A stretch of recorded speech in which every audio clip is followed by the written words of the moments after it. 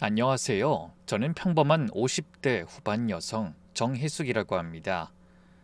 오늘 이 자리에서 제 이야기를 털어놓는 게 솔직히 부끄럽기도 하고 한편으론 누군가 제 이야기를 듣고 단 한 명이라도 저처럼 당하지 않았으면 하는 마음으로 용기를 내봅니다. 30년을 함께 산 남편이 있었어요. 새벽 4시에 일어나 빵을 굽는 저를 매일 응원해주던, 적어도 제 눈엔 그렇게 보였던 사람이었습니다. 행복했던 결혼 생활은 작년 봄 전화 한 통으로 모두 무너졌어요. 오늘은 그 이야기를 해볼까 합니다. 제 하루는 새벽 4시에 시작합니다. 30년 전 결혼하고 1년 만에 작은 빵집 한 칸을 열었어요. 그게 지금 전국에 매장 3개로 늘었고요. 그럼에도 직원들 다 출근하기 전에 저는 본점 주방 한가운데 서서 손으로 직접 반죽을 칩니다. 32년 된 오븐, 손에 익은 밀가루 냄새, 설탕에 녹는 단내, 제 인생 그 자체였어요. 그날 새벽도 똑같았어요. 6시쯤 됐을까? 운동복 차림의 남편이 본점에 잠깐 들렀습니다. 갓 구워낸 크로와상 하나를 집어들면서요. 여보, 오늘도 최고네. 이 냄새 하나로 동네 사람들 다 깨우겠어. 늦지 마. 운동 끝나면 바로 출근해야지. 걱정 마. 당신 새벽에 일하는 거 보면 나도 게을러질 수가 없어. 내 평생 이 모습이 제일 좋아. 그 말 한마디에 저는 또 하루치 힘을 얻었죠. 30년을 그렇게 살았습니다. 그 사람이 나가면서 그러더라고요. 여보, 오늘 회식이라 좀 늦을지도 몰라. 기다리지 말고 먼저 자. 또 회식이야? 요새 왜 이렇게 잦아? 부장승진 시즌이잖아. 라인 정리한다고 위에서 술자리 자꾸만 들어. 나도 피곤해 죽겠어 진짜. 몸 좀 챙겨가면서 해. 당신 작년에 위염 꽤 심했잖아. 걱정 마. 당신이 내 건강 챙겨주는데 무슨 걱정이야. 그 사람은 그렇게 말하면서 제 어깨를 한번 두드리고 나갔어요. 평소랑 똑같은 인사, 평소랑 똑같은 손길이었죠. 30년을 한결같던 사람이라고 저는 그렇게 믿었어요. 매일 아침 본점 문 열기 전에 한 번씩 들렀다 가는 거, 그거 하나로 저는 30년을 든든하게 살았으니까요. 그렇게 괜찮은 남편이었지만 딱 한 가지 단점도 있었죠. 사실 남편에게 저는 두 번째 여자였거든요. 제가 29에 결혼했을 때 남편은 31였고 남편은 23살에 이혼한 적이 있었습니다. 시어머님은 처음엔 반대가 심하셨어요. 우리 아들이 한 번 갔다 왔는데 너처럼 멀쩡한 처녀랑 결혼하려는 게 어디 가당키나 하니? 난 불안하구나. 결국 남편과 제가 어머님을 끝까지 설득해서 결혼식을 올렸습니다. 남편은 그때 제게 분명히 말했어요. 전처랑은 철없을 때 결혼해서 2년 살고 성격 차이로 헤어졌어. 애도 없었고 깨끗하게 끝냈어. 그쪽이랑은 평생 다신 마주칠 일 없을 거야. 약속할게. 전 그 말을 30년간 한 번도 의심하지 않았습니다. 결혼 1년 만에 빵집을 차렸을 때 남편은 은행 보증을 서주며 같이 발을 동동 굴러줬고 가게가 자리 잡았을 땐 본인 일처럼 좋아해줬죠. 그런데 10년 전 어느 가을밤 남편이 창백한 얼굴로 들어오더니 한참 망설이다 입을 떼더라고요. 여보, 미안한데 나도 오늘 처음 한 거야. 그 전처가 나 모르게 애를 낳았었대. 그 애 엄마가 얼마 전에 죽었다고. 그 애가 나를 찾아왔더라고. 그 엄마 돌아가셨다고. 전 너무 놀랐어요. 솔직히 전처가 애를 혼자 낳아 남편에게 말하지 않은 이유도 짐작까지 않았고요. 애가 몇 살인데? 28. 친자 확인은 했고 그쪽 외가도 다 정리됐대. 근데 여보, 그 부탁이 하나 있는데 같이 살자는 건 절대 아니야. 계속 보자는 것도 아니고. 그래도 내가 아빠인데 해준 거 없이 컸고 혼자 사는 모양인데 매달 용돈이나 조금 보내주는 거 괜찮겠어? 저는 당황했어요. 솔직히 화가 나거나 슬프거나 그런 기분조차 아니었죠. 그저 남편이 재혼이라는 걸 다시 한번 재확인한 찝찝한 기분이었을 뿐이니까요. 그렇다고 그 애를 제가 거둘 생각도 없었어요. 당신이 당신 피부치한테 주는 건데 내가 무슨 권리로 하지 말라고 하겠어. 그래도 우리 애들을 최우선으로 해줘. 난 왕래는 안 했으면 하는데. 그럼 이번 추석만 데려오면 안 될까? 전처가 살아있었으면 껄끄러웠겠지만 전처도 죽고 없는데 명절 혼자 보내게 하기도 좀 그렇고. 당신도 얼굴 알아두는 편이 나을 것 같아서. 남편 모습에 결국 고개를 끄덕였습니다. 남편이 바람을 피워 낳은 아이도 아니고 전처의 자식이었으니 애들에게 못 보일 만한 상황은 아니라고 생각했어요. 그리고 애들도 언젠가 알게 될 일이었으니까. 그 해의 추석에는 어색한 시간을 보냈습니다. 남편의 딸을 맞이해서 함께 식사를 한 처음이자 마지막 날이었죠. 남편은 이렇게 잔정이 많은 사람이었습니다. 그런 면을 좋아했고 또 그런 면 때문에 상처받기도 했죠. 저를 최우선으로 생각해 주길 바랬거든요. 그래도 이 일을 계기로 남편은 더욱 자상한 남편이자 아빠가 되어줬어요. 저에게 빚을 졌다고 생각하는 것 같았죠. 그렇게 10년을 보냈고 작년 봄부터였어요. 남편이 조금씩 달라졌습니다. 회사 일이 바쁜지 퇴근 시간이 들쑥날쑥해졌고 핸드폰을 자주 확인하게 됐어요. 그러던 어느 저녁 식탁에서 남편이 슬며시 말을 꺼냈습니다. 여보, 우리 이제 슬슬 정리할 거 정리해야 하지 않아? 집이고 양평 땅이고 본점 건물이고 죄다 당신 명이잖아. 갑자기 그런 얘긴 왜 해?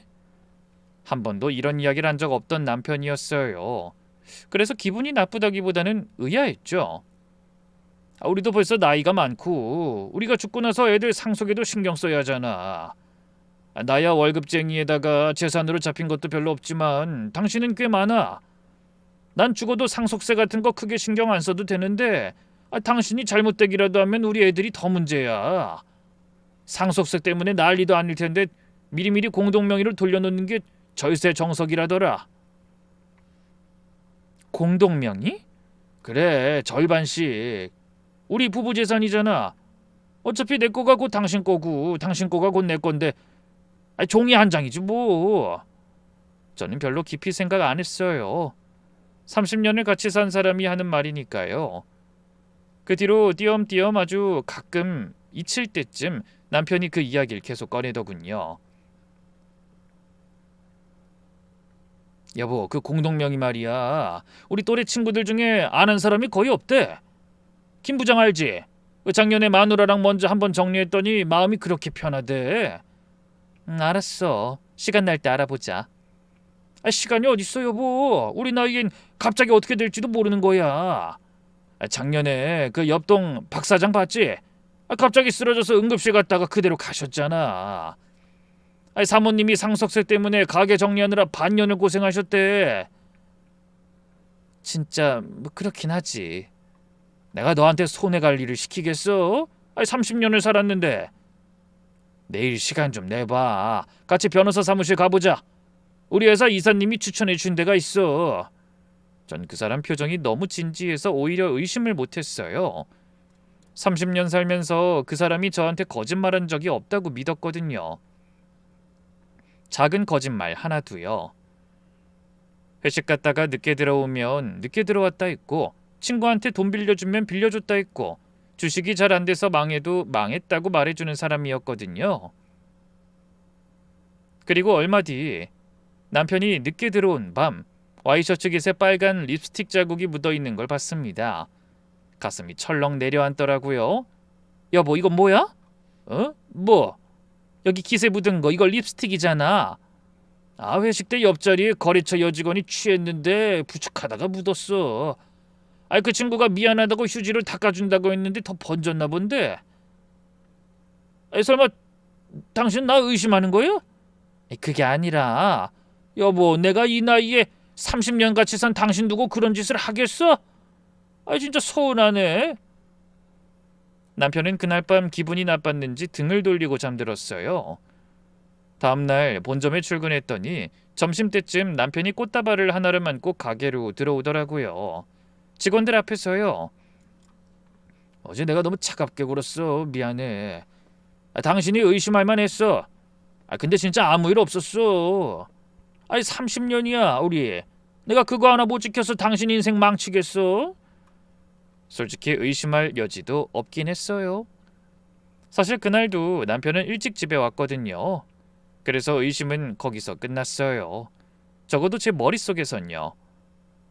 지금 와서 생각하면 그 꽃다발이 30년 통틀어 가장 비싸게 산 꽃이었어요. 제 눈을 가린 값이었으니까요. 그 주 주말 남편이 양평 별장에 데이트하러 가자고 했어요. 아버지께 물려받은 땅 위에 작게 지은 집이에요. 제 본점 자금의 종잣돈이 된 그 땅이죠. 여보, 이 양평 땅이랑 본점 건물이랑 공동명의로 돌리자. 그리고 당신이 받고 있는 주택연금 있잖아. 그것도 정비하자. 주택연금은 왜? 당신 혼자 남았을 때 더 안전하게 받을 수 있게 만드는 방법이 있대. 한꺼번에 큰돈 받아서 안전한 데 묻어두는 거야. 내 친구가 은행 지점장인데 요즘 어르신들 그렇게 많이 한다더라. 뭐 당신이 알아서 해. 내가 알아서 한다는 게 아니라 우리가 같이 하는 거지. 같이 등기소 가고, 같이 은행 가고, 같이 주택금융공사 가고. 그래야 당신 마음도 편하잖아. 저는 고개를 끄덕였어요. 그 사람이 그렇게까지 말하는데 제가 뭘 더 의심하겠어요. 그리고 그 일이 있은 후 맞이한 결혼기념일이었어요. 그날 밤 남편이 저를 자기 사촌이 운영하는 한정식 집으로 데려갔습니다. 시 외곽에 있는 꽤 고급스러운 가게였죠. VIP룸에 들어가니 회사 동료 둘, 남편 대학 동창 셋이 이미 와 있더라고요. 형수님 어서 오세요. 오늘 형님이 진짜 큰 거 준비하셨어요. 사촌 시동생이 술잔을 따라주면서 그러는데 분위기가 한껏 들떠 있었어요. 남편이 자리에서 일어났습니다. 여러분, 제가 오늘 우리 마누라 앞에서 약속 하나 하려고 합니다. 30년이에요. 30년을 이 사람이 새벽에 일어나 빵을 구워서 우리 가족을 먹여 살렸습니다. 전 이제 그 빚을 갚으려 합니다. 박수가 터졌어요. 남편이 서류 봉투를 꺼냈습니다. 여보, 이건 우리 부부 공동명의 전환 동의서. 이건 내가 개인 사업 좀 해보려고 5억 빌리는데 당신이 보증인이 돼주는 거. 마지막은 당신 주택연금 정비하는 동의서.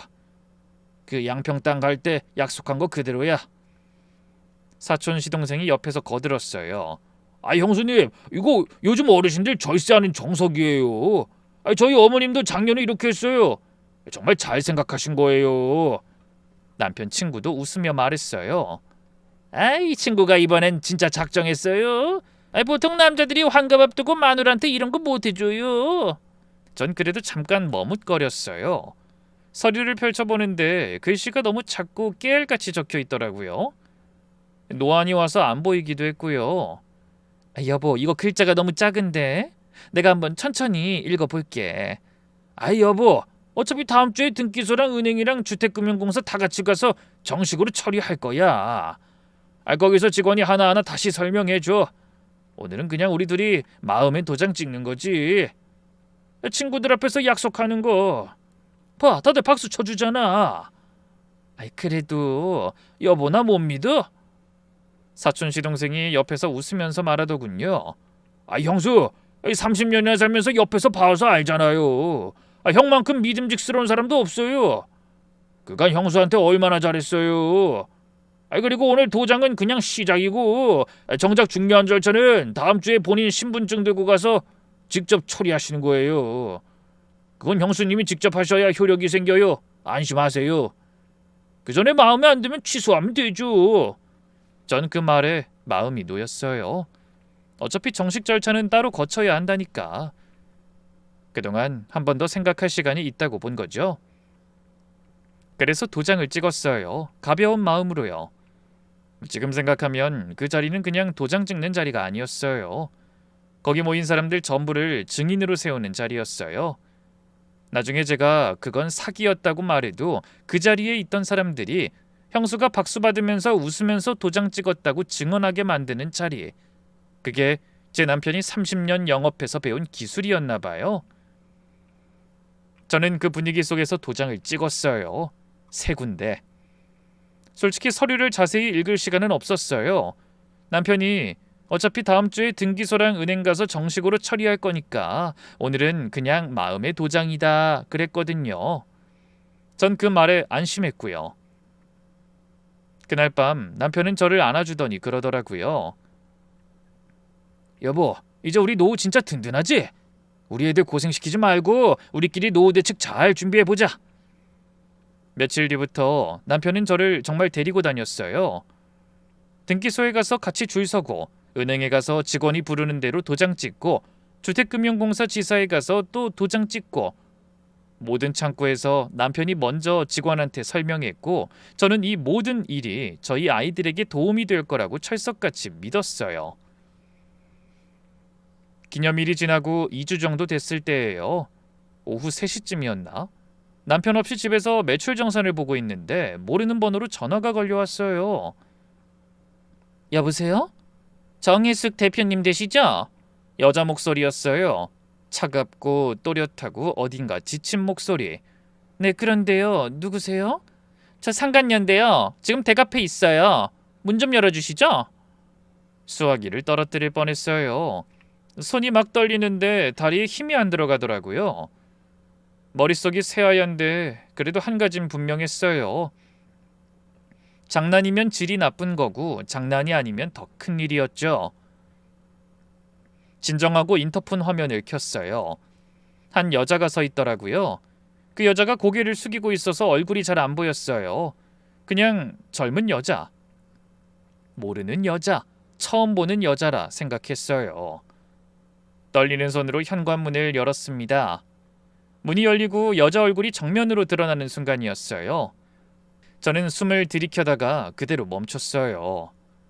이 얼굴, 제가 아는 얼굴이었어요. 딱 한 번 봤고 시간이 흘러 늙었지만 잊을 수 없었던 얼굴이었죠. 남편이 전처가 나 모르게 낳은 딸이라고 데려왔던 그 여자, 남편의 딸 서유나였어요. 이게 무슨 질 나쁜 장난이야? 상간녀라니 말도 안 되는... 저는 짜증이 나서 버럭 소리를 질렀어요. 입술이 떨렸어요. 그 여자가 저를 똑바로 보면서 말했습니다. 사모님, 저 그 사람 딸 아니에요. 피 한 방울 안 섞인 생판 남이에요. 나이도 속였거든요. 사실 저 그때 28이 아니라 35이었어요. 그 여자가 주민등록증을 보여주며 말하더군요. 거기에는 진짜 나이가 45으로 되어 있었습니다. 남편의 딸이 될 수 없는 나이였죠. 저 나이가 사실이라면 남편은 14세 전처를 임신시켰어야 하니까요. 저는 그 자리에 무릎이 꺾이며 주저앉았어요. 현관 바닥이 차가웠어요. 머리가 핑 돌면서 눈앞이 캄캄해지는데 그 와중에도 한 가지 생각이 떠나질 않더라고요. 10년. 자그마치 10년 동안 남편이 저를 속였다는 사실요. 그 여자가 저를 부축해서 거실 소파에 앉혀줬어요. 그게 더 기가 막혔어요. 자기가 10년을 속인 여자한테 물 한 잔 떠다 줄 마음이 있었다는 게요. 저는 물컵을 받지 않았어요. 너 지금 이게 다 무슨 소리야? 네가 진짜 남편 상간녀라고? 근데 네가 왜 여길 찾아와? 목소리가 떨렸지만 눈은 똑바로 봤어요. 그 상간녀가 아무렇지 않은 얼굴로 말하더군요. 솔직히 말씀드릴게요. 그 사람이 요새 절 버리려고 하는 눈치예요. 10년이면 됐다 생각하나 봐요. 근데 전 손해보는 짓 안 할 거거든요.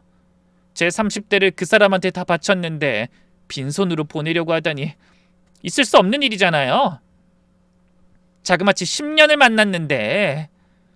그래서 나한테 알려서 뭘 할 건데? 난 네가 이런 짓 하는 것도 못 믿어. 네가 우리 남편이랑 나 사이 이간질하고 이혼하길 바라는 걸 수도 있잖아. 그럴 거면 왜 찾아왔겠어요? 그냥 사모님이 눈치채도록 외도 준 거 몇 가지만 남기면 알아서 이혼할 건데. 제가 여기 온 건 사모님이 저보다 그 인간한테 크게 한 방 먹이실 수 있을 것 같아서요. 전 저대로 갚고 사모님은 사모님대로 갚으시면 돼요.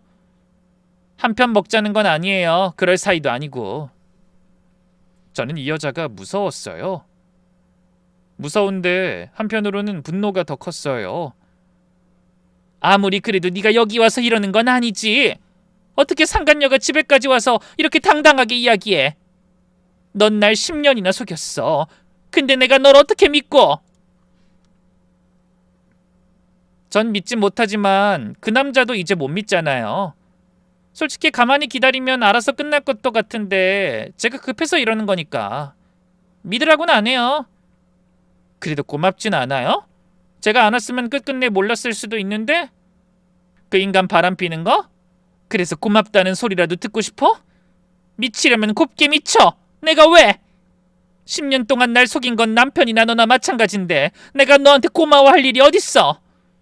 그 여자가 잠깐 입을 다물었다가 명함 한 장을 탁자에 툭 올려놨어요. 뭐 고맙지 않으면 어쩔 수 없죠. 그래도 전 제가 해야 할 일을 할 뿐이니까. 그 사람 정리하실 때 마지막 한 방 필요하시면 연락 주세요. 제가 드릴 게 아직 한 가지 더 있거든요. 꺼져. 문을 닫기 전에 그 여자가 한마디 더 했어요. 사모님, 저는 대꾸도 하지 않았어요. 정말 몸에 힘도 없었고 정신력도 이미 다 소모될 지경이었으니까요. 한 가지만 알려드리고 갈게요.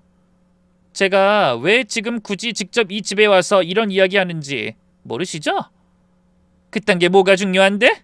중요하죠. 그 사람 요새 당신 재산을 어디 다른 데로 빼돌리려고 하거든요. 저랑 같이 쓰기로 했던 돈 말이죠. 아, 매달 딸에게 주는 용돈 100만 원 말고 다른 돈이요. 전 그게 어디로 가는지 모르는데 분명한 건 저한텐 안 와요. 용돈은 들어오지만 이것만 봐도 명백하잖아요. 그 인간이 버리시려는 거예요. 그래서 제가 사모님 찾아온 거고요. 재산을 빼돌려? 용돈, 그래 용돈도 있었지. 솔직히 말해서 괘씸하죠. 근데 저도 괘씸하더라고요. 그 돈 빼돌려서 저랑 쓰기로 했는데 야금야금 다른 데로 꿍쳐두는 게 기분이 싸하더라고요. 전 그 말이 어찌나 뻔뻔했는지 헛웃음이 나오더라고요. 제 재산이 빼돌려진다는 것도 기분이 나빴는데 이 상간녀는 그 돈을 자기 돈처럼 여기고 있어서 더 어이가 없었죠. 30년의 결혼 생활을 끝장낸 여자가 제 앞에서 자기 손익 계산서를 펴보이는 셈이니까요. 근데 한편으론 그래서 더 믿을만 했어요. 사랑과 믿음으로 견고했을 상간녀와 남편의 사이가 갈라졌다는 게 눈에 훤히 보였으니까요. 상간녀를 내보내고 저는 문을 쾅 닫았어요. 그 여자가 가는 발소리가 복도에 울리는데 발소리마저 미웠어요. 저는 상간녀가 두고 간 명함을 집어서 제 떠리에 쳐박았어요. 손이 안 떨릴 때까지 거기 그대로 앉아 있었습니다. 2시간쯤 됐을까요? 정신이 좀 들고 나니까 한 가지가 제일 화가 나더라고요. 그 사람이요. 남편요. 지금 이 시간에 회사에서 웃고 있을 그 사람이요. 그날 밤이었어요. 남편이 평소처럼 7시 반쯤 들어왔는데 손에 꽃다발이 들려있더라고요. 그제야 그 인간 진짜 모습이 눈에 들어왔습니다. 제가 무언가 잘못한 게 있으면 항상 꽃다발을 들고 오는 걸 알게 됐죠. 여보, 얼굴이 왜 그래? 어디 안 좋아? 내일 병원 같이 가자, 응? 괜찮아, 좀 피곤했어. 저는 식탁에 마주 앉아서 김치찌개를 떴어요. 손이 안 떨리게 하려고 진땀을 흘리면서요. 남편이 숟가락을 들면서 그러더라고요. 참 여보, 유나 기억나? 그 전처 딸. 저는 숟가락을 떨어뜨릴 뻔했어요. 걔가 며칠 전에 연락 왔는데 결혼할 사람 생겼대. 자기도 이제 진짜 가정 꾸리고 살아야 한다고. 기특하지 뭐야. 저는 천천히 고개를 끄덕였어요. 속으론 알아챘어요. 낮에 왔다간 그 여자의 말대로 남편이 그 여자를 이제 손절하려는 기미가 보였어요. 그래? 좋은 사람이래? 그렇겠지. 뭐 우리 유나가 어디 가서 빠지는 애야. 내가 비록 못 키워줬지만 그래도 내 핏줄이라고 잘 컸잖아. 그러게. 남편이 제 어깨를 주물렀어요. 손이 따뜻했어요. 30년 손인데 그날따라 그 손이 그렇게 징그러울 수가 없었어요. 그래서 말인데 마지막으로 유나 결혼에 한 5천만 원만 줬으면 하는데 당신 생각은 어때? 남편은 그 여자를 빌미로 돈을 더 뜯어가려고 하더군요. 그 여자는 결혼할 사람 같은 건 없고 자신과 불륜 관계라는 걸 내가 알고 있다 말하고 싶었지만 꼭 참았습니다. 10년간 다 큰 성인한테 용돈 줬으면 꽤 많이 준 거 아니야? 굳이 축의금으로 그만한 돈을 줘야 해? 제가 냉정하게 말하자 남편이 잠시 당황한 듯 하더니 그럼 3천만 원이라도 안 되냐고 묻더군요. 더 이상 이 주제로 이야기하기 싫어서 당신 마음대로 하라고 말하고 침대에 누웠습니다. 그날 밤 잠자리에서 그 여자가 한 말이 머릿속에서 안 떠나갔어요. 다른 데로 빼돌린 돈, 그게 어디로 갔을까? 남편은 왜 그 여자와 10년이나 같이 있었으면서 이제야 헤어지려고 할까? 그 여자와의 관계를 청산하고 저에게 집중하려고 하는 걸까? 그러나 그렇다고 하기엔 제 재산을 빼돌리려고 한 느낌은 지울 수 없었어요. 솔직히 이런 생각 따위 필요도 없었죠. 딱 한 가지는 진실이었으니까. 남편이 저를 속였다는 거. 그날 밤 침대에 누워서 눈을 감고 결심했어요. 이 사람 살려서 못 보낸다. 곱게 못 보낸다. 30년을 가져갔으면 그 30년을 도로 토해내게 만들어야 한다. 다음 날 아침 저는 30년 친구한테 전화했어요. 믿을 사람이 그 친구 말고 떠오르지 않았어요. 이 일을 가족과 상의할 순 없었으니까요. 친구와 만나 1시간을 울었어요. 다 듣고 나서 친구가 그러더라고요. 혜수가, 너 지금 울 시간 없어. 지금 우는 만큼 그놈이 도망갈 시간 버는 거야. 정신 차려. 미정아, 어떻게 나? 내가 아는 흥신소 소장 한 명 있어. 입 무겁고 일 깔끔해. 너 거기부터 가라. 그리고 변호사도 같이 알아봐. 너 혼자 손으로 못 잡아. 전 그날 바로 임 소장을 만났습니다. 50대 후반의 조용한 사람이었어요. 제 얘기를 다 듣더니 종이 한 장이 차분히 적더라고요. 3가지로 정리됩니다. 첫째, 사장님 남편분이랑 그 여자분 10년 행적. 둘째, 사장님이 사인하신 서류 3장이 실제로 어떻게 처리됐는지. 셋째, 남편분과 사장님 돈이 어디로 흘러갔는지 2달 안에 다 정리해 드릴게요. 다음 날부터 저는 2사람이 됐어요. 낮에는 빵집 사장, 밤에는 속 없는 마누라요. 낮에는 본점 출근해서 직원들 챙기고 신메뉴 회의하고 거래처 미팅 들어가고요. 그러다 저녁이 되면 집에 돌아와서 그 사람이랑 아무렇지 않게 밥을 먹어야 했어요. 그게 제일 힘들었죠. 여보, 오늘 신메뉴 시식회 어땠어? 좋았어. 직원들이 아이디어 잘 짜더라. 역시 우리 마누라 회사야. 직원 복도 많지. 당신은 오늘 어땠어? 나 매일 그렇지. 거래처가 단가 후려치는데 부장님이랑 같이 미팅 가서 막아냈어. 아유, 피곤해 죽겠다. 수고했어. 푹 쉬어. 전 그 사람한테 평소처럼 밥상을 차려줬어요. 그 사람이 제 손에서 사과 한 조각을 받아 입에 넣을 때마다 저는 속으로 칼을 갈았어요. 그 가증스러운 인간을 보며 마음을 조금씩 도려내는 기분으로 그를 대했죠. 밤마다 그 사람이 잠들면 전 거실로 나와 임 소장한테 받은 자료들을 한 장씩 들여다봤어요. 처음엔 손이 떨렸는데 나중엔 안 떨리더라고요. 저의 분노가 생각보다 컸던 모양이에요. 친구도 그러더군요. 혜수가, 너 진짜 무서워졌다. 그래? 옛날에 넌 누가 부탁하면 거절을 못하는 사람이었어. 근데 지금 너는 누가 봐도 칼 가는 사람이야. 어떻게 한 달 만에 사람 인상이 이렇게 변하니? 미정아, 30년을 한꺼번에 도둑 맞으면 누구나 이렇게 돼. 너도 만약 그 입장이면 똑같았을 거야. 정말로 30년을 통으로 도둑 맞으니 천사 같던 사람도 복수기가 되더라고요. 3주 후 임 소장이 두꺼운 봉투를 들고 본점으로 찾아왔어요.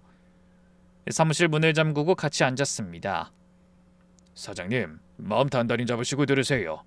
예전에 사인하신 서류 3장, 이게 다 덧치였습니다. 자세히 말해주세요.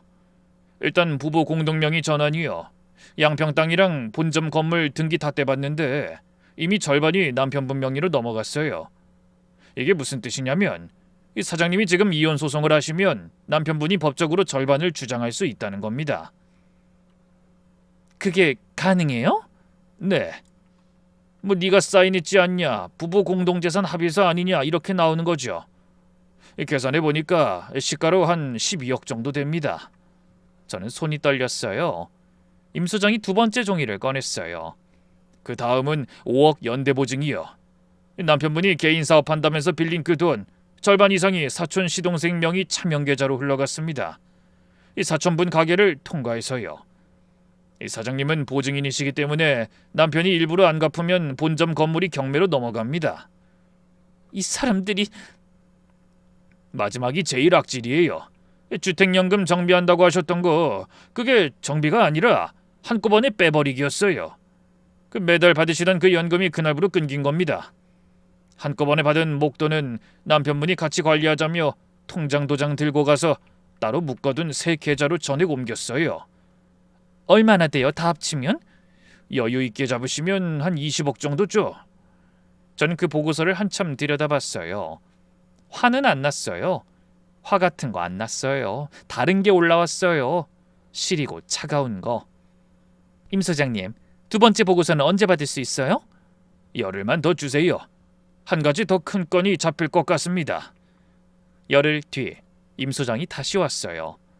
봉투가 더 얇았는데 표정은 더 무거웠어요. 사장님, 그 한 분이 더 있던데요. 무슨 말이에요? 그 남편분 출퇴근 동선을 따라붙다가 회사 정문 말고 옆 골목 카페에서 매주 화요일 목요일 점심마다 1시간씩 누구를 만나시더라고요. 일단 사진 보시죠. 봉투 안에서 사진들이 나왔어요. 젊은 여자, 정말 젊은 여자, 우리 딸보다 1살 어린 여자. 회사 비서래요. 29살. 이 여자분이랑 1년 됐습니다. 그 서윤아 씨 모르게요. 오피스텔도 따로 있고 카드 전표도 다 잡혔어요. 가장 결정적인 건 이거예요. 임 소장이 녹음 파일을 틀었어요. 카페 옆자리에서 잡은 거더라고요. 남편 목소리가 흘러나왔어요. 가영아, 조금만 더 기다려. 유나, 걔는 10년 묵은 짐덩어리야. 정리 다 했어. 이번 주말부터 안 만나. 게다가 마누라 재산도 이제 슬슬 다 정리되고 있고. 너랑 나 가을에는 진짜 같이 비행기 탈 수 있어. 저는 녹음을 듣고 한참 가만히 있었어요. 화도 안 나고 눈물도 안 났어요. 그저 한 가지 생각만 들었어요. 이 사람은 여자를 갈아 끼우는구나. 자동차 부품 갈듯이. 첫 번째 상간녀인 서윤아는 모르고 있을 거예요. 자기가 10년을 함께한 그 남자가 자기 몰래 또 다른 여자랑 가을에 해외 나갈 비행기표를 끊어놨다는 걸. 그날 밤이었어요. 그 사람이 평소처럼 들어와서 그러더라고요. 여보, 그 다음 주 토요일에 내 환갑잔치 말인데 그 사촌이 자기 한정식 가게 통째로 비워준대. 일단 참석하기로 한 사람들한텐 다 이야기했더니 좋다네. 알겠어. 그렇게 하자. 당신은 한복 곱게 입고 와줘. 우리 회사 사람들이 당신이 그렇게 미인이라며 한번 보고 싶다고 난리야. 그래? 그럼 내가 빠지면 안 되겠네? 역시 우리 마누라야. 사랑해. 전 그 사람을 안아줬어요. 그 따뜻한 등에 대고 저는 속으로 결심했죠. 이혼하기 좋은 무대를 직접 만들어준 남편을 위해 사촌 가게에서 회사 사람들 다 모인 자리에서 당신 인생 최고의 날에 인생 마감시켜주겠다고요. 제 30년 결혼 생활을 농락했으니 그 인간이 죽을 때까지 지낼 시간은 지옥으로 만들어주겠다고 말이죠. 다음 날 저는 남편 몰래 남편의 첫 번째 상간녀였던 서윤아에게 전화를 걸었어요. 그 여자가 받자마자 짧게 말했습니다. 내일 2시에 우리 빵집으로 와. 다음 날 빵집 구석자리 그 여자가 검정 바지 정장을 입고 나타났어요. 인사를 안 했어요. 저도 안 했고요. 저는 사진 봉투를 탁자 위에 밀어넣습니다. 열어봐. 그 여자가 봉투를 열었어요. 사진을 한 장씩 넘기는데 손가락이 점점 빨라지더라고요. 마지막 사진을 보고 손이 멈췄어요. 그 사람이랑 새로운 상간녀와 호텔 로비에서 손잡고 들어가는 사진이었어요. 언제부터예요 이게? 1년. 그 여자 입술이 새하얘졌어요. 사진을 한 장 들고 있는 손이 부들부들 떨리는 게 보이더라고요. 입을 꽉 다물더니 사진을 책상에 천천히 놓고 저를 봤어요. 기분 진짜 더러웠겠다. 그죠? 전 그 여자가 사진을 보면서 입술을 깨무는 모습을 똑똑히 봤어요. 손톱으로 손바닥을 파고드는 것도요. 10년이란 시간이 그 여자한테 어떤 의미였는지 그 짧은 순간에 다 보이더라고요. 저는 한참 침묵을 두고 입을 열었어요. 너 몇 살에 그 사람 만났니? 35이야. 그래서 지금 46이지. 너도 10년 넘게 그 사람한테 네 인생 갖다 바친 거야. 나만 30년 잃은 거 아니네. 너도 10년 잃은 거지. 하고 싶은 말이 뭐예요? 너도 결국 다음 차례였던 거라고. 그 사람이 너 다 쓰고 또 다른 여자한테 갈아탄 거. 그게 그 사람 방식이야. 너 다음에 그 여자, 다음엔 또 누가 있을 것 같니? 분명히 또 있어. 그런 사람이야, 그 사람. 그 여자가 사진을 한 번 더 들여다보더니 사진을 봉투에 천천히 다시 넣었어요. 손이 더 이상 떨리지 않더라고요. 사모님, 한 가지만 약속해 주세요. 뭐? 제가 그 인간 환갑잔치에 가서 그 사람 인생 한 번에 끝내드릴게요. 제가 갈 수 있는 데까지 갈게요. 대신 그 후로 사모님은 저 건드리지 마세요. 저도 그날 이후로 사모님 앞에 안 나타나요. 그것만 약속해 주세요. 전 그 여자를 한참 봤어요. 그 여자도 저를 한참 봤고요. 둘 다 눈을 안 피했어요. 그걸 왜 나한테 허락받아? 당신 하고 싶은 대로 해. 대신 내가 하는 일만 방해 안 하면 돼. 나도 그날 그 인간 인생 끝장내줄 생각이라서. 네. 그리고 한 가지 더. 그날 무슨 짓을 하든 네 마음이지만 기억해. 그 자리엔 내 자식들이 둘 다 있어. 내 아이들한테 상처 남기는 짓은 하지 마. 그 인간한테만 정확하게 꽂아. 그 여자가 한참을 가만히 있더니 고개를 천천히 끄덕였어요. 네, 사모님 가족분들한텐 절대 손 안 댑니다. 약속드려요. 전 그제야 자리에서 일어났어요. 카페 문을 나서면서 한 번도 그 여자를 돌아보지 않았어요. 돌아보고 싶지도 않았고요. 분명히 말한다. 너랑 난 끝까지 편안이야. 난 너 용서하네. 죽을 때까지 용서 못하지. 그래도 이렇게 연락한 건 네 몫은 네 손으로 갚고 싶을 것 같아서야. 내 몫은 내가 따로 챙길 거야. 그 인간 환갑잔치 이번 주 토요일이랬죠? 시간이랑 장소 알려줘요. 저녁 7시. 그 사람 환갑잔치 겸 승진 축하연. 장소는 사촌 시동생 가게야.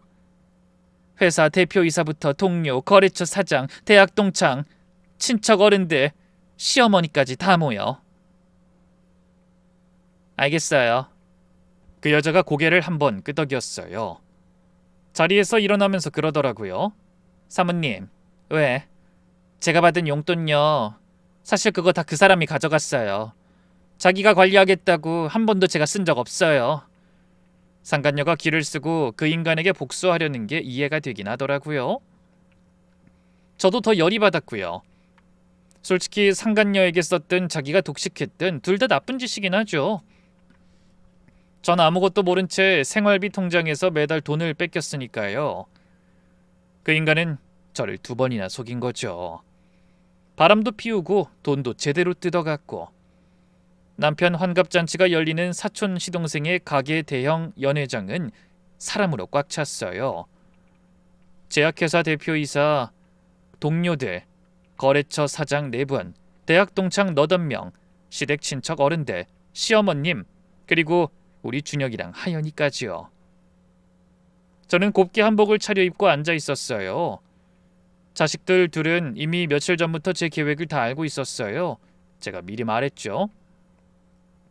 아이들이 충격받을까봐 단상 위에 앉은 저를 향해 두 아이가 천천히 고개를 끄덕여줬습니다. 그게 큰 힘이 됐어요. 남편이 단상에 올랐어요. 환갑이라고 멋진 한복까지 새로 맞춰 입었거든요. 여러분, 오늘 이 자리를 빌려서 한마디 하고 싶습니다. 제가 이렇게 환갑이 될 때까지 가장 고마운 사람을 꼽으라고 한다면 우리 정혜숙 여사를 빼놓을 수 없습니다. 박수가 터졌어요. 저는 천천히 일어났습니다. 여보, 잠깐만. 오늘 당신을 위해서 깜짝 이벤트를 준비했어요. 생일인데 선물이 있어야지. 저는 단상 옆 대형 스크린에 태블릿을 연결했어요. 직원이 마이크를 건네주더라고요. 여러분, 오늘 이 자리를 평생 기억하시게 될 거예요. 그러니 잘 들어주시면 좋겠어요. 저는 오늘 이 자리에서 제 남편 조영근 씨에게 이혼을 요구합니다. 연회장이 얼어붙었어요. 시어머님이 자리에서 벌떡 일어나면서 소리쳤어요. 예, 너 지금 무슨 소리 하는 거야? 이 좋은 날에? 어머님, 좋은 날이라서 하는 거예요. 사람이 가장 많이 모인 날이라서요. 남편이 단상에서 내려와 제 팔을 잡았어요. 여보, 이게 무슨 짓이야? 정신 나갔어? 손 치워. 아직 시작도 안 했는데? 저는 마이크를 다시 들고 말했어요. 목소리가 떨릴까봐 걱정했는데 이상하게 차분하더라고요. 그리고 커다란 스크린에 사진이 떴어요. 서유나, 상간녀의 사진이요. 이 사람이 누구냐면 우리 남편이 10년 전에 저한테 전처가 낳은 딸이라고 주장하면서 우리 집에 데려왔던 사람이에요. 그리고 바로 저번 달까지도 딸에게 용돈이라도 주고 싶다며 저희 생활비 통장에서 일정 금액을 빼서 줬고요. 근데 여러분, 저는 잠깐 숨을 골랐어요. 이 사람이 우리 남편 딸이 아니라네요. 피 한 방울 안 섞인 생판 남이에요. 10년간 사귀는 여자였더라고요. 저한테 전처딸이라고 속이고요. 정말 대담하게도 저한텐 전처딸이라고 소개시켜서 밖에서 만나더라도 불륜인 거 제가 못 알아채도록 했더라고요. 연회장이 술렁이더라고요. 거래처 사장님 한 분이 헛기침을 하셨고요. 남편이 식은땀을 흘리며 마이크를 빼앗으려 했어요. 여보, 오해야. 다 오해야. 뭔가 착오가 있는 모양인데 내가 다 설명할 테니까. 거기 가만히 서 있어. 아직 안 끝났어. 이혼 사유가 이거 말고도 있거든? 이거 하나만이라도 이혼 사유는 차고 넘치는데 더 있다고. 저는 두 번째 사진을 띄웠어요. 서류였죠. 이건 제 남편이 저한테 사인시킨 서류 3장이에요. 첫 번째는 쉽게 말하면 내가 먼저 죽으면 당신 상속세 폭탄 맞으니까 미리 절반씩 나누자면서 제 양평 땅이랑 본점 건물을 절반 자기 명의로 돌린 거예요. 공동명의라는 거요. 저한테는 절세라고 해놓고 뒤로는 이혼할 준비를 하고 있었더라고요. 이혼하면 그 절반 들고 도망가려고. 여보, 이건 다 당신 노후를 위해서. 노후를 위해서 돈 다 빼돌리려고 했어? 그리고 너 저번에 뭐라고 했어? 네가 전처라고 속인 네 상간녀가 결혼한다면서 축의금으로 5천만 원이나 달라고 했지. 그건 어디다 쓰려고 한 거야? 어? 어차피 너도 이혼할 생각 아니었어?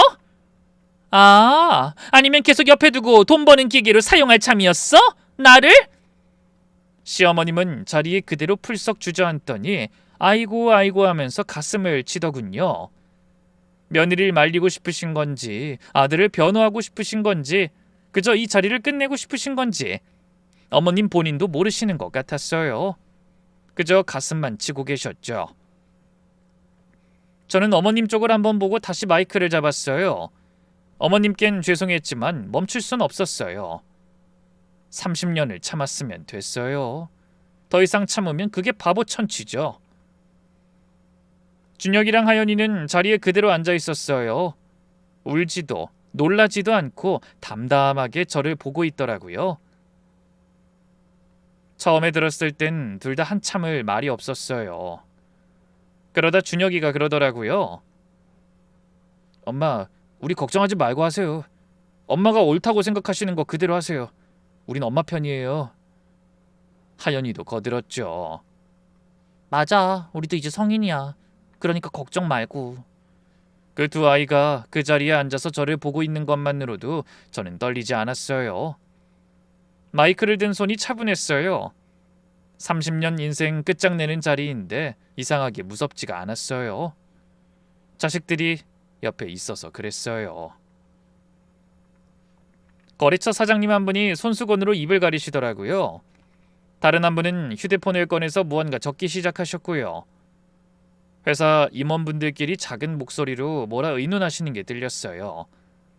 그 사람의 사회생활이 그 자리에서 한 줄 한 줄 무너지고 있다는 게 저한테도 느껴졌죠. 두 번째는 5억 연대보증이에요. 여기 뒷줄에 앉아 계신 우리 시동생 사장님. 저는 사촌 시동생을 똑바로 쳐다봤어요. 그 양반이 의자에서 엉거주춤 일어났어요. 형수님, 저는 정말... 앉으세요, 사장님. 그 5억 중에 절반 이상이 사장님네 가게를 통해서 사장님 명의 차명 계좌로 흘러갔어요. 제가 아는 흥신소 사장님이 다 잡았어요. 곧 참고인 소환장 가실 거예요. 오늘 영업이 마지막일지도 모르니까 말씀드리는 거예요. 시동생이 새하얗게 질려서 다시 앉았어요. 마지막, 이게 진짜 기가 막혀요. 제가 매달 받던 주택연금 있었거든요. 노후에 매달 따박따박 들어오는 그 돈요. 우리 남편이 정비하자, 한 번에 받아서 안전한 데 묻어두자 그러더라고요. 그래서 한 번에 다 빼버렸어요. 그 목돈이 어디로 갈게요? 저는 남편을 똑바로 쳐다봤어요. 여보, 직접 답해봐요. 어디로 갔어요? 서윤아 씨한테 주기로 했어요? 아니면 가을에 어디 가시려고요? 저는 한번 끊었어요. 그리고 차갑게 말했어요. 새로운 상간녀 윤가영 씨랑? 남편이 비명을 질렀어요. 진짜로 비명이었어요. 혜수가, 이건 다 모함이야. 내가 다 당신 노후 지키려고 한 거잖아. 그리고 그런 여잔 난 몰라. 전 그때 처음으로 비웃었어요. 여보, 우리 자랑스러운 남편님, 영업은 회사에서 하셔야지. 왜 집에 오셔서 마누라한테 영업을 해? 저는 미리 준비한 봉투 3개를 그 사람 발 앞에 차례로 내려놨어요. 탁! 이혼소장이에요. 탁! 사기, 배임, 횡령으로 형사고소장이에요. 이젠 부부 사이에 사기쳐도 감옥 갑니다, 여보. 탁! 공동명의 사기 취소 소장. 등기 원래대로 되돌리는 거예요. 내일 아침 법원 문 열자마자 접수할 거예요. 거래처 사장이 자리에서 일어나서 말없이 코트를 들고 나가버렸어요. 나머지 2분도 명함을 찢어서 바닥에 던졌고요. 대학 동창도 동료들도 수근거렸습니다. 남편은 식은땀을 줄줄 흘리면서 테이블 모서리를 붙잡고 서 있었어요. 저는 마이크를 단상에 내려놓으면서 마지막으로 한마디 했어요. 내 몫은 이제 끝났어. 남편이 안도의 숨을 쉬는 그 순간이었어요. 전세 낸 가게 문으로 누가 들어왔습니다. 남편 상간녀 서윤아였어요. 검정 원피스에 한 손에는 작은 등나무 바구니를 들고요. 바구니에 노란 리본이 묶여 있어서 진짜 선물 바구니처럼 보였어요. 저는 한 발 물러섰습니다. 1차는 끝났어요. 2차는 제 손이 필요 없는 자리니까요. 그 여자가 뚜벅뚜벅 단상 쪽으로 걸어왔어요. 남편 얼굴이 지지겨지듯 일그러졌어요. 너 여기 어떻게? 그 여자가 남편 앞에 바구니를 천천히 내려놨어요. 환갑 선물 가져왔어요. 당신한테 제일 잘 어울리는 걸로요. 유나야, 너 뭐 하는 거야 진짜? 가! 그냥 가! 여기가 어디라고 온 거야? 너 설마 저 여자랑 짜고... 남편 말이 끝나기도 전에 그 여자가 퇴하고 남편 얼굴에 침을 뱉었어요. 침이 남편 뺨을 타고 흘러내렸어요. 순식간에 주변이 조용해졌습니다. 10년 넘게 만났어. 근데 나 몰래 새로운 여자를 만나? 그렇게는 안 되지. 내가 너한테 바친 세월이 얼만데? 남편이 침을 닦으면서 더듬거렸어요. 그게 무슨 소리야? 어디서 헛소리를 듣고... 닥쳐 이 새끼야. 연회장에 욕설이 울렸어요. 그 여자가 바구니에 리본을 풀고 뚜껑을 열었어요. 뚜껑이 열리는 순간 지독한 냄새가 확 퍼졌어요. 바구니 안에는 개똥이 한 움큼씩 비닐랩에 쌓여 대여섯 덩이 들어있었어요. 그 여자가 개똥을 고이 싸서 가져왔더군요. 그 여자가 한 덩이를 집었어요. 자, 환갑 선물. 너한테 잘 어울리는 걸로 특별히 가져왔어. 퍽 하는 소리와 함께 남편의 새하얀 한복 가슴팍에 정통으로 맞았어요. 비닐을 닫지 않고 열어두어서 맞자마자 터지면서 내용물이 옷에 뭉개져 달라붙었어요. 아이, 이게 뭐야? 아 이게 남편이 비명을 지르면서 두 손으로 똥을 쳐내려 하더군요. 그 여자가 또 한 덩이를 집어 던졌어요. 이번엔 얼굴이었어요. 퍽! 남편이 두 손으로 얼굴을 비비면서 휘적휘적 뒤로 물러나려는데 발이 옆으로 미끄러졌어요. 균형을 잃고 앞으로 고꾸라졌고 하필 자신이 애써 털어놓은 개똥 위로 그대로 엎어졌어요. 비닐이 눌리며 개똥이 더 터져 나왔고 한복 바지에 예복 등짝에 팔꿈치에 옷깃에 머리카락에까지 개똥이 다 뭉개져 달라붙었어요. 냄새가 연회장 천장까지 차올랐어요. 하객들이 코를 틀어막고 하나둘 빠져나갔어요. 시어머님도 자리에서 일어나셨어요. 저는 어머님이 아들 편을 드실 줄 알고 잠깐 긴장했죠. 어머님이 한복 치맛자락을 움켜쥐고 단상 쪽으로 두어 걸음 다가오시더니 엎어진 아들을 한번 내려다보셨어요. 그러더니 저를 향해 입을 한번 달싹이셨죠. 미안하다는 말도 아들을 변호하는 말도 어머님은 끝내 입 밖으로 못 내셨어요. 그냥 고개를 푹 숙이시더니 도망치듯 뒷문 쪽으로 빠져나가셨어요. 한 번도 뒤를 돌아보지 않으셨고요. 아들 준혁이가 저한테 다가왔어요. 하연이도 따라왔고요. 엄마 가요. 너희 아빠는? 저희 아빠는 여기 없는 것 같아요. 존경할 만한 분이신데 그런 분은 여기 없네요. 하연이가 제 팔짱을 꼈어요. 두 아이 사이에 끼어서 연회장을 빠져나오는데 등 뒤에서 남편이 뭐라고 외치는 소리가 들렸어요. 잘 안 들렸어요. 듣고 싶지도 않았고요. 서윤아는 어디로 갔는지 모르겠어요. 그 여자도 그 자리에서 어느 순간 사라졌더라고요.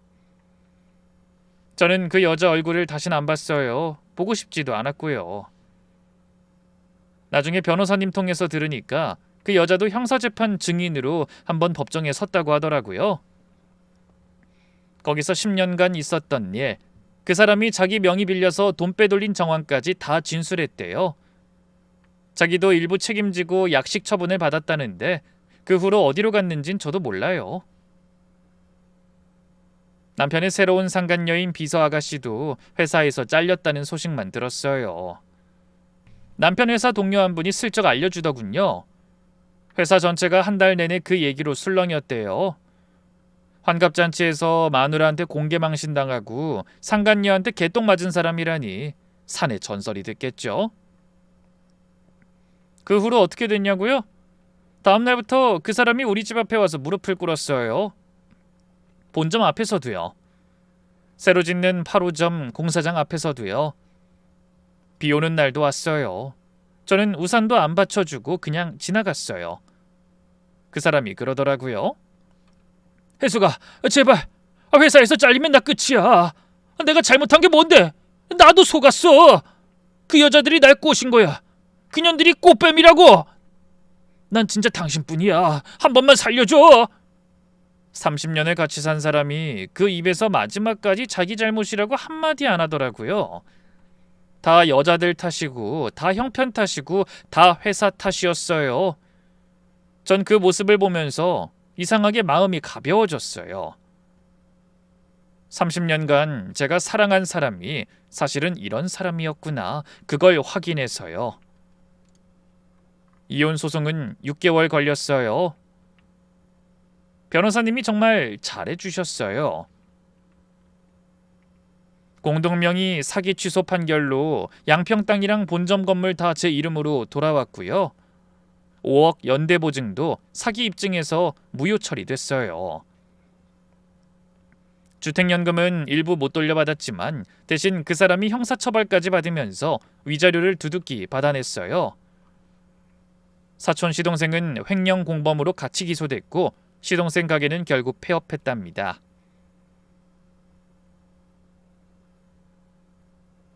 전 남편은 회사에서 해고됐어요.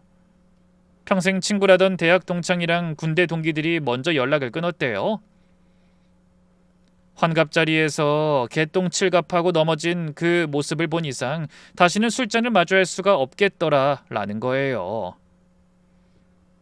새로운 상간녀도 그 사람 회사에서 해고되자마자 연락 한 통 안 했고요. 자식들도 1년이 지난 지금까지 아빠한테 전화 한 통 안 합니다. 며칠 전 하연이가 그러더라고요. 엄마, 나 어제 동네 마트에서 아빠 봤어. 카트 혼자 끌고 가는데 손에 약봉지가 한 움큼이야. 당뇨 합병증이 왔다나 봐. 그래? 엄마, 아빠 진짜 독거노인이야. 집은 깨끗한데 집안이 안 깨끗해. 머리도 안 감은 것 같고 옷도 막 입고 아무도 안 챙겨줘. 돈은 있는데 챙길 사람이 없는가 봐. 그래, 늙으면 배우자가 챙겨줘야 하는데 배우자도 없고 상간녀들도 없으니 늙음하게 고생 좀 할 거다. 저는 별 감흥이 없었어요. 진짜로요. 미운 마음도 안 들고 불쌍한 마음도 안 들고요. 저는요, 새로운 빵집 오픈식 했어요. 옆에 하연이랑 준혁이랑 미정이가 같이 서서 박수 쳐줬고요. 지인분들이 화환을 한가득 보내주셨어요. 시어머님은 제게 너 볼 면목 없다며 시골 친정으로 내려가셨고요. 한 달에 한 번 전화로 안부를 여쭙고 있어요. 저는 여전히 새벽 4시에 일어나서 1호점에서 반죽을 칩니다. 32년 된 오븐도 여전히 잘 돌아가고요. 손목이 좀 시큰거리긴 하지만 한 번도 그만두고 싶다는 생각은 안 들어요. 지난주에 본점 단골 손님 한 분이 오셔서 그러시더라고요. 일은 다 되신 할머님이세요. 아이 사장님, 요새 얼굴이 환해졌어요? 무슨 좋은 일 있어요? 좋은 일은 아니고요, 어머님. 살면서 한번 크게 정리한 일이 있어서요. 아이고 그래요. 그게 좋은 거예요. 사람이 정리할 거 정리하면 얼굴이 펴져요. 안 그럼 평생 화병 들고 살아야 하잖아. 네, 어머님 말씀이 맞아요. 그리고 사장님, 그 빵이 작년보다 더 맛있어요? 아이 손맛이 더 살아났어. 마음이 편해서 그런가 봐요. 저는 그 말씀에 카운터 뒤에서 잠깐 울 뻔했어요. 30년 동안 매일 새벽에 친 반죽이 작년이 더 맛있었는지 올해가 더 맛있었는지 저는 모르겠어요. 근데 손님이 그렇게 말씀해 주시니까 정말 그런가 보다 싶더라고요. 마음이 편한 사람의 손이 마음이 무거운 사람의 손보다 훨씬 따뜻한 거 맞나 봐요. 그 사람이랑 30년을 살면서 저는 늘 어딘가가 무거웠어요. 그게 그 사람 때문인 줄도 모르고 그저 제가 부족해서, 제가 욕심이 많아서, 제가 일을 너무 버려서 그런 줄 알았어요. 근데 그게 아니었어요. 진짜로 무거운 짐을 들고 30년을 걸은 사람은 따로 있었던 거죠. 그 짐을 내려놓고 보니까 제 어깨가 이렇게 가벼운 거였어요. 옛말에 콩 심은데 콩 나고 팥 심은데 팥 난다고 했죠. 30년 묵묵히 모래를 섞어 반죽하던 사람은 결국 그 모래 위에 혼자 남았고, 새벽마다 정직하게 손을 치댄 사람은 자식들과 친구들 손을 잡고 따뜻한 오븐 앞에 서 있습니다. 사랑은 거짓말 위에 못 쌓는 법이고, 사람은 받은 만큼 돌려받는 법이에요. 혹시 지금 누군가에게 속고 계시다면 부디 울지만 말고 일어서세요. 긴 글 읽어주셔서 감사합니다.